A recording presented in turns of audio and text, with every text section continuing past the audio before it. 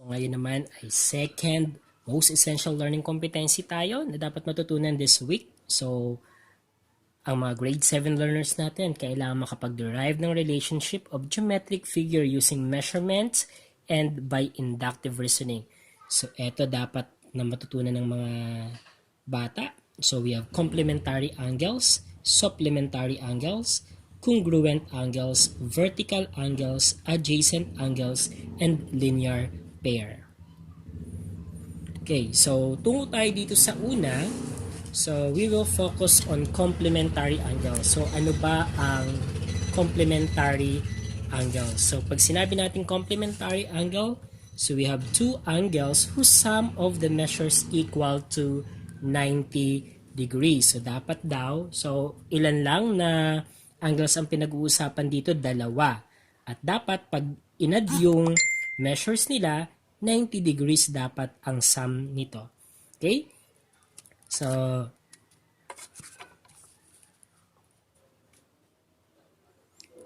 gawa natin ng,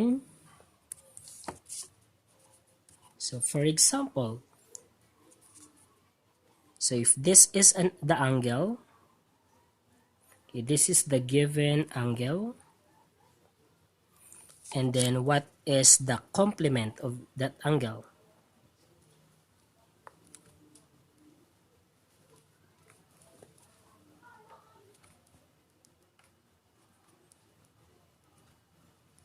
Okay, so let's say we have a 5-degree angle ang given. So what is the complement of the given angle? So para maging complementary sila, ito dapat ay 85 degrees. Pag inad natin yan, 85 degrees plus 5 degrees, that is equal to 90. Okay, another one ay, let's say we have 25 degrees. So dito, we have, ilan ba ang kulang? 65. Okay, so tingnan natin. So 60, 70, 80, 90. So 25 degrees plus 65 degrees, that is equal to 90 degrees. So the two given measures of angle ay nagpapakita na silang dalawa ay complementary angle. Okay, another one we have, so 89 degrees. Okay, 89 degrees is the given angle. So what is the complement? So the complement is 1 degree. Okay, next we have 50 degrees. So what is the complement? The complement is 40 degrees. Okay, so if we have two measure of angles, and then if the sum is equal to 90 degrees, we can call them complementary angles. Okay, so ngayon naman ay supplementary angle. So by its definition, so ito ay two angles whose sum of the measure is equal to 180 degrees. So ibig sabihin, dalawang angle lang ulit ang pinag-uusapan dito at ang sum ng dalawang angle ngayon ay 180 degrees. Okay, halimbawa, so kung ang measure ng angle, okay, if the measure of angle 1 is 100 degrees and measure of angle 2 ay 80 degrees. So ibig sabihin, measure of angle 1 and angle 2 ay supplementary sila kasi pag inad yung 100 sa 80, we will have the sum of 180 degrees. Kaya supplementary sila. Okay. So let us have this one. So we have here the given angle, and then we will give the supplement of the given angle. So let's say we have 90 degrees. So what is the supplement of 90 degrees? So the answer is 90 rin. Kasi 90 plus 90 is equal to 180 degrees. What is the supplement of 179 degrees? So, ilan ang kulang para maging 180? Ang kulang ay 1 degree. So, ibig sabihin, 179 degrees and 1 degree, since the sum is equal to 180, so the two angles are supplementary angles. Okay, next ay, so let's say we have 50 degrees. So if we have 50 degrees, what is lacking measure to make it 180? So we have 130. So here we have 130 degrees. That is the supplement of that given 50 degree angle. So 50 plus 130, we have 180. 179 plus 1, that is 180. 90 plus 90, that is another 180 degrees. So if the sum of the two measures of angles is equal to 180 degrees, we can call that as supplementary angle. Okay, third special pair of angles natin ay ito. So we have congruent angles. So pag sinabi natin congruent angles, angles whose measures are equal.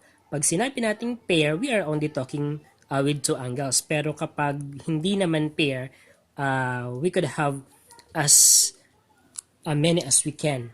So pag congruent angles kasi, so kapag pair lang, dalawa lang. Pero pag hindi naman pair, so kahit more than 2. So angles whose measures are equal. So since ito ay medyo madali lang, gagawa na lang tayo, mag-recreate na lang tayo ng dalawang congruent angles para makita nyo kung paano gumawa. Okay, so for example, ito, so gawa tayo ng 20 degree measure, 30 degree measure of angle. So 30. Okay. And then, i-connect natin sa endpoint ng unang ray. Okay. So, ito ay 30 degrees. So, pangalanan natin na ito ay si X, Y, say, angle X, Y, say, has a measure of 30 degrees. So, katingnan natin kung 30 degrees nga siya. Okay, tama naman, 30. So, gagawa tayo ng isa pang angle para magkaroon tayo ng congruent sa kanya. So, gawa muna tayo ng isang ray. Okay, so ito yung endpoint niya. And then, magsukat tayo. Okay, hahabaan ko to. Sorry. Okay. So, ito na yung endpoint niya. Okay, yan. Okay, nasa center na yung endpoint. Nasa 0 naman yung ray natin. So, 30 degrees yon. So, we have 10, 20, 30. So, ito ang ating palatandaan. And then, gagawa tayo ng straight line connecting that point going to the end point ng unang ray natin. Okay, so ito. Okay, sukatin natin kung 30 nga ba siya.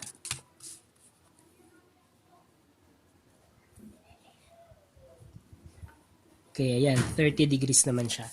So, ito ay 30 degrees din at pangalanan ko ito na R is T. Okay, so dito makikita natin na yung dalawang angle ay pareho ang laki, which is 30 degrees. So we can conclude na silang dalawa ay congruent angles. So ang angle X, Y, Z natin ay congruent kay angle RST. Ano na nga yung symbol ng congruent? Okay, so parang ganyan. So congruent. So congruent angles silang dalawa. Okay, so next naman natin ay special pairs of angles related by position. So ang una dito ay ang adjacent angles. So pag sinabi nating adjacent angles, we have two angles with a common side but no common interior point. So, dapat ay ma-identify natin yung common side. So, gawa tayo nito. So, gawa tayo. Let's say, ito ang common side. Okay, pag naglagay tayo dito, at naglagay din tayo dito sa kabila,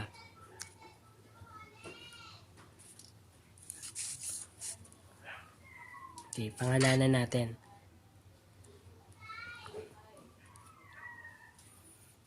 Okay, D, E, N, R.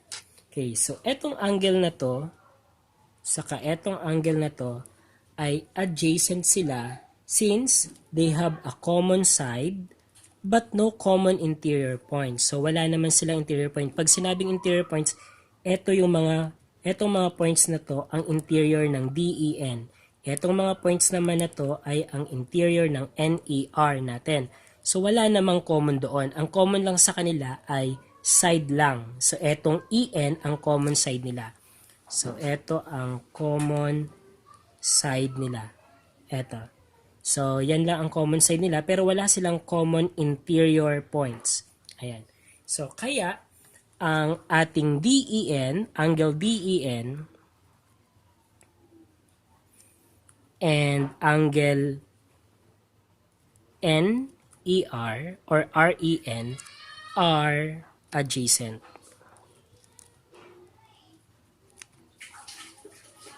Okay, adjacent angle sila.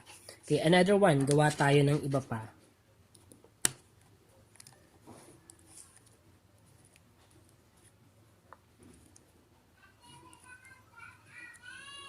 Okay, so for example, we have this one.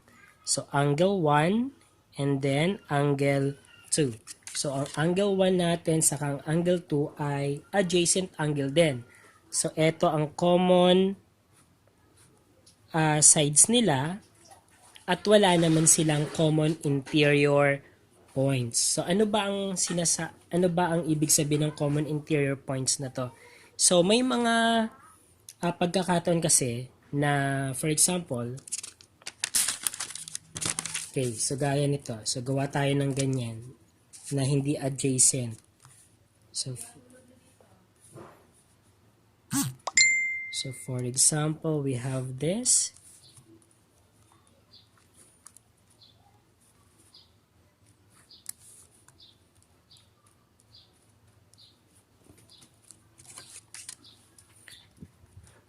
A, B, C, D, E.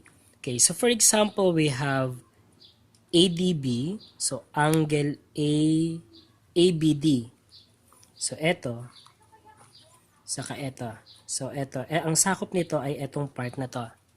Okay, and angle CBE. Ang CBE naman natin ay eto naman ang sakop. Okay, anong napansin nyo? Kung mapapansin natin, they have a common interior point. So, etong part na to, so, tingnan nyo, di ba ito? So, etong part na to ay common interior point nila kasi ito ay sakop ng CBE. Ito naman ay sakop ng ABD. So, dito sa itong mga point na to ay common doon sa dalawa. So, may common sila. So, ibig sabihin, hindi ito. So, this is not, or angle ABD and CBE are not adjacent. Okay, not adjacent sila. Diba? So, alin ang adjacent dito? Ang adjacent dito ay we have CBD saka EBD. So, eto saka eto. Adjacent yan. Eto naman, adjacent din. Eto saka eto, adjacent. So, DE, DBC, saka CBA. Adjacent din iyon. Pero yung ABD, saka CBE, they are not adjacent. Okay, ang linear pair naman ay ito.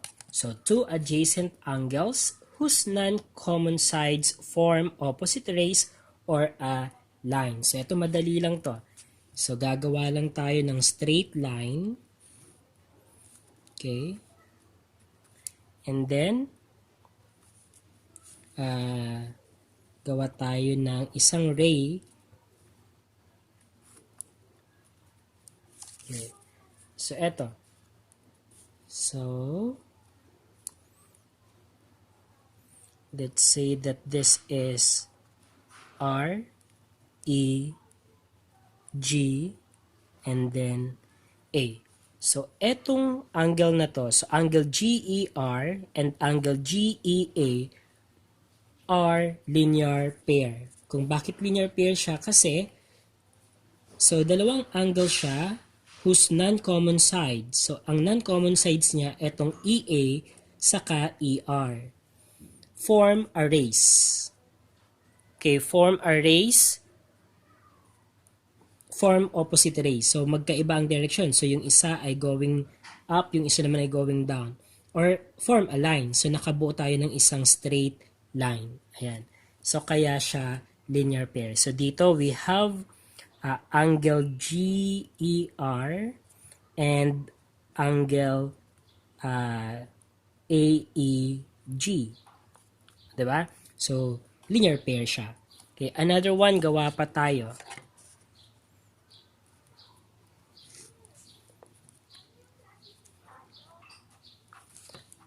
Okay.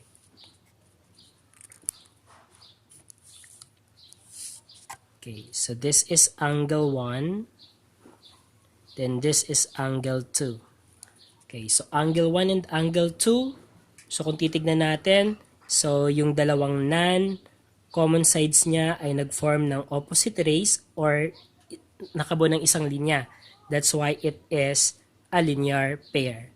So angle 1 and angle 2 form a linear pair or they are linear pair.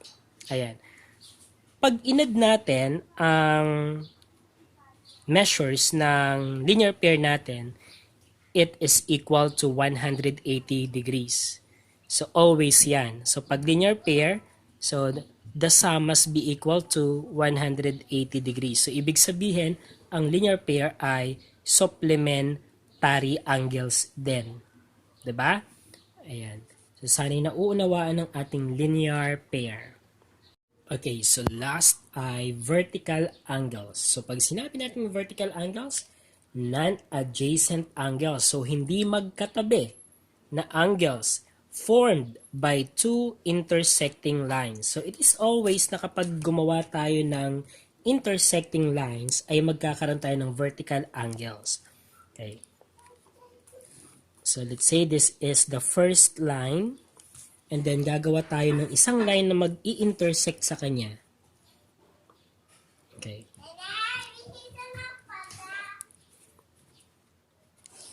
Okay. So yan. So we now have 1, 2, 3, 4. 4 angles. So alin ba dito ang vertical angle? So sabi, non-adjacent. So hindi magkatabi. If this is angle 1, 2, 3, 4. So, etong 1 and 2 natin, adjacent siya. 1 and 4 natin, adjacent siya. So, alin ang hindi katabi ng angle 1? So, ang hindi katabi ng angle 1 natin ay ang angle 3. At yung dalawang yon ay tinatawag nating vertical angles kasi na-form yung angles na yon from two intersecting lines. So, ito yung first line, ito yung second line, ito yung point of intersection nila, at nakakreate tayo ng angle 1 and 3 which is vertical angle. So, ang angle 1 natin and angle 3 natin ay tinatawag na are vertical angles. Okay. So, meron pa dyang isang pair pa ng vertical angles. Alin pa dyan ang vertical angles natin? Okay, we have angle 4 and angle 2 are also vertical angles. So, you have angle 2 and angle 4 are vertical angles. Ayan. So, sana ay natutunan. So, tignan natin, itry ninyo ang activity na aking gagawin. Okay, so let us try to answer this. So we have this illustration at we will give the following. So number 1, complementary angles. So dapat, ito ay dalawang angles na kapag inad ay 90 degrees ang sum. Okay, so paano ba natin ito kukunin? So if this is 90 and then ito ay straight line, so, we could have ito. So, etong angle na to, MOD saka NOE, Itong dalawang yan ay complementary sila. Kasi itong straight line, itong straight line na to, so itong straight line na to, ang measures niya ay 180 degrees. So 180, babawasan natin ng 90. So ibig sabihin, etong dalawang to, matitira sa kanila ay 90 degrees. So hindi natin alam kung ano ang sukat, pero since ililes natin, eto, tiyak tayo na eto ay 90 degrees kasi may marka na 90 degrees siya. Diba? 90 degree angle. So this is right. And then straight line tayo. So 180 minus 90, we have the remaining measures ay 90 degrees. At paghahatian yung 90 degrees na yon, itong angle na to sa kanang angle na to. So therefore, silang dalawa ay complementary angle. So we have angle M, OD, and angle NOE. Ayan. Meron pa ba? Okay. So if this is also a straight line, then eto 90, eto din, syempre 90 degrees din to.